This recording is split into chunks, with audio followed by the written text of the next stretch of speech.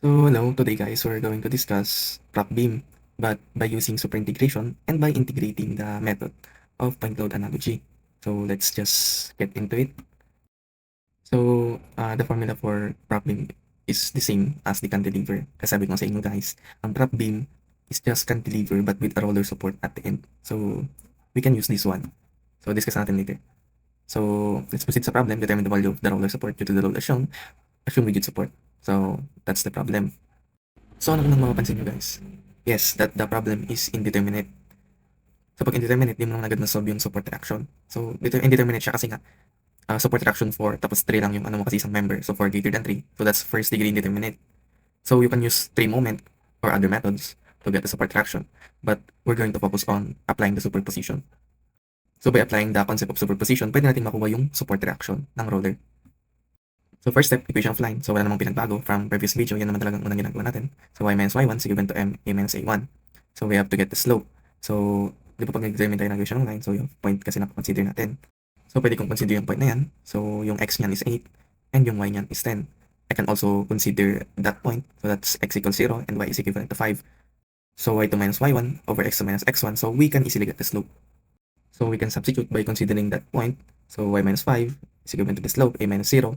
So, yun, we can get the equation of the line. So, yun, ito na yung additional step, which is the boundary condition.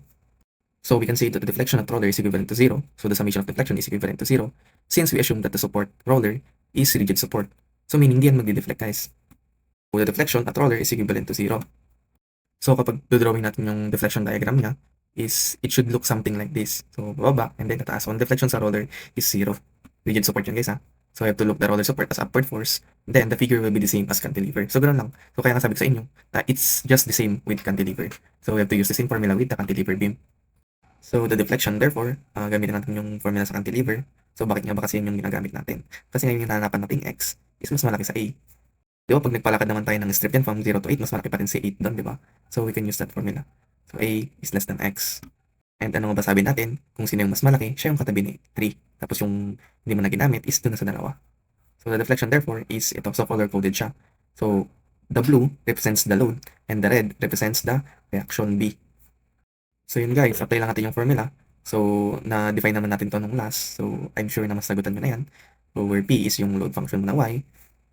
And ano ba yung A? So we consider a strip dyan. Sabi ko nga, infinitesimal na point load lang naman yan. So that's distance A. So ano ba yung next? X. Ano ba si X? Yung hinahanapan natin, yung location. So that's 8. So ano ba yung E12 dyan? So ulitin ko na naman na yung E12 is just the same with 1000 raised to 4. So yan lang yung conversion yan guys ha. Yung kilonewton meter cube to newton mm cube. So minus RB. Bakit RB? Ay no, kasi si RB siya yung ano. So bakit minus? Kasi nga pataas siya.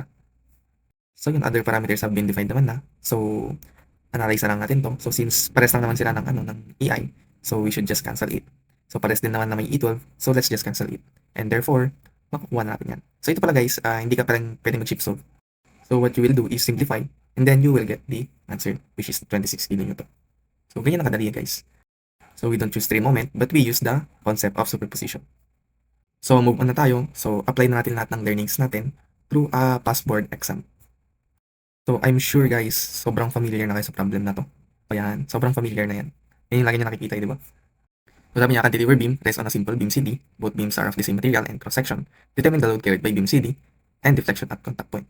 So meaning guys, yung problem na yan is a simple beam CD. Sinusuportahan niya yung cantilever beam AB. So may deflection ba yan guys? O syempre naman kasi hindi naman yan rigid eh. So magde-deflect yan. So yun, may contact point siya. So hindi naman ano yan eh. Hindi naman sinabi sa problem na rigid yung support. So therefore, anong approach niyan? So yung approach niyan is paghiwalayin mo lang naman. So paghiwalayin mo si cantilever and si simple beam. So sa pag-cantilever, ito lang naman yung makikita mo, di ba guys? So bakit pataas si B? Kasi nga sinusuportan siya ni si D. And so bakit pababa naman si B dito? Kasi nga yan na yung load na na-impose due to the cantilever beam. So para mas ma-imagine nyo guys, kung titignan nyo si cantilever, may nagsusupport sa kanya, so pataas. And therefore, kapag i-consider mo si simple beam, parang may nakadagan sa kanya, so pababa na yung B. So ganun lang siya kadali i-gets yung figure niya. So parang ganyan. Tapos kapag consider mo naman yun, pababa na. Okay? So sana mag-gets nyo yung point na yun, and let's just proceed to solving this problem. So yung approach lang din naman nito is to solve mo siya separately for cantilever beam. Ano ba yung magiging deflection niya? So yung deflection niya. So kung yun yung ano mo, so that's A and that's X. So bakit nga ba yung P is equivalent to 6 minus RB? So, pwede mong paghiwalayin yan guys, pero hindi ko ina-advise kasi nga mas haba yung equation mo. Same parameters. So, kapag i-add mo factor mo, ganyan din ang lalabas. So, why not pagsamahin na lang sila, di ba? So, pag yan can deliver, so pagka simple support, edi gamitin natin yung simply supported beam. So, if that's A, so that should be X and that should be B. So, ano bang condition natin dito sa simply supported? So, we say that A must be greater than X. So, dapat pares sila ng pinanggalingan. So, sa tingin nyo, natupad ba? Na-meet ba? So, yes, A is greater than or equal to X. So, yan. So, since na-prove na natin na A is greater than X or equal to X, so we can use that formula. So, substitute lang guys. So, ano ba yung P? So, yung P mo dyan is yung B. Kasi siya naman yung load na nag-act sa simple beam eh. Okay? So, RB or B. So, nakadepende na lang sa inyo kung anong gagamitin nyo. Masabi ko nga, yung load na kinikainan na ng simple beam is si RB. So, yun lang. So, after natin manap yung kanilang deflection, so we can set the boundary condition. So, we can see that the deflection of cantilever at point B must be the same as the deflection of simply supported beam at point B. So, para mas ma-visualize nyo, so let's just draw. So, diba yung figure, yung cantilever niyan yung simply supported. So, pag nag-deflect yan guys, so gaganyan yung simply supported, and therefore, the cantilever beam will follow. So, parang yung deflection ni simply supported, and yung deflection ni cantilever. So, masabi natin na equal yung binaba nilang dalawa. Okay? So, bakit nga may deflection? Kasi nga, hindi rigid yung support. Yung kaninang problem is rigid yung support. So, meaning hindi magde-deflect yun. Okay? So, substitute lang natin yung mga nakupating deflection kasi nga, deflection is equivalent sa deflection. So, we can just use shift solve na lang dito. So, si EI, magkakancel naman si EI dyan kasi from left and right side of the equation. So, makakakuha tayo ng reaction. Yan yung yung load carried by the beam CD. O yan yung load sa contact point. Ayan, that's B. So, ano naman yung deflection? So, you can choose kahit saan sa dalawa kasi same din lang naman na deflection yan. So, if you choose A and substitute B, so yan na yung magiging deflection. So, wala tayong EI, so yan yung magiging sagot natin. So, para mas magandang tingnan, so mag-assume na lang tayo ng cross-section and E, modulus of elasticity. So, sabi niya, may beam daw tayo na 75 by 200. So, pares lang naman sila kasi sabi niya din sa problem. 75 yung width and 200 yung depth. And E is equal to 200 gigapascal. So, yung inertia, 75 ng 200 cube over 12. Kasi nga diba ang inertia niya is BH cube over 12.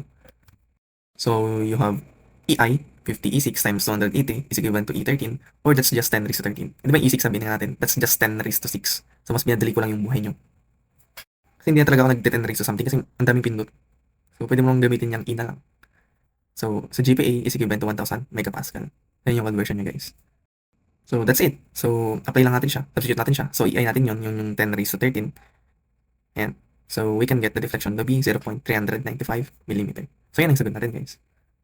So, napakadali, di ba? Ayun, easy. So, ganyan lang yung concept ng superposition. So, in-apply natin siya. So, what if naging UDL yan? Try mo. So, bakit ka kakabahan? Eh, di ba, naman natin yan from previous video. So, same concept, same condition. Nadagdagan lang ng boundary condition. O, di ba? Ayan, deflection is given to deflection. So, yan, try naman yung formula, mag-integrate ka. So, without further ado, let's just solve this one. So, pag may ganyan ka, so ano bang approach natin? Pag-iwalayin mo yung cantilever and yung simply supported. Pares din lang yan, nabago lang naman yung load sa cantilever. Okay? Na kung isolate natin siya, so yan, per member, yan yun. And color green, and is simply supported. So yan, pares lang naman, yung load lang naman magbabago dyan. Yung concept, di naman magbabago, yung load lang. So, gusto mo aralin yung pinaka-concept ng ganyan mga problem. So, parang yan. So, sa point ni B, nandun yung contact point nilang dalawa. Okay? So, yan, solve na natin agad to. Madali lang din to guys, kaya mag-alala. So, for cantilever, so, alam naman natin na mag-integrate tayo. Kasi hindi naman siya point load na eh. Ayan, mag-integrate tayo parang from previous video din lang, di ba? So, ang first step, equation ng line. Required pa ba yung equation ng line? Di na. So, prove natin yun. So, y minus y1 is equivalent to m, x minus x1. So, sa tingin nyo guys, may slope ba yan? Wala. Siyempre kasi flat yan eh. Tingnan 6 naman siya from point 1 to point 2. So, 0 yung slope. So, ano magiging y natin? So, y is equivalent to y1. O ano ba si y1 mo? O si y1 mo, so kahit anong point naman yan, is ano pa rin naman yan, 6 pa rin. So, meaning kapag UDL na, di ka na need equation ng line. Just use yung y mo dyan, o yung load function mo, is just the load itself, yung numerical value niya. So, yun yung shortcut sa UDL. No need to use the equation of line. So, let's define function again, yung mga parameters natin. So, yung ano yung p mo dyan? Ayun si p mo, si y. Ano ba si y mo? That's 6. So, minus b. So, bakit nga ba minus? Kasi nga yung load mo pababa, si b mo pataas. So, assume na natin na kapag yung deflection natin nagkakos ng pababa, is plus. So, kapag pataas naman yung pinakosyan deflection is minus. So, ano naman yan, based na sa inyo naman yung sign convention na yan. Wala namang exact. Anong gusto nyo, yun yung maano. So, gawa lang yan ng Illuminati, guys. So, nakadepende sa inyo. Basta parehas, okay lang. Wala na exact na sign convention. Nakadepende na yun sa inyo. Basta iparehas na lang sa lahat. Pag ganyan, pababa, plus, pataas, minus. So, yun lang. Ayan, substitute nyo na, guys. Sabi ko nga sa inyo, simplify muna. Kasi nga, hindi naman natin masiship of yan. So, that's why we need to simplify it first. So, forcibly supported. So, parang kanina din lang yan, guys. Parang mababago, di ba? Na kapag yan yung ano mo, that's A, that's B, that's X. So, parang mababago dyan eh. So, pares pa rin lang naman yan. So, sabi ko nga sa inyo, ang nabago lang naman kasi is yung load sa cantilever.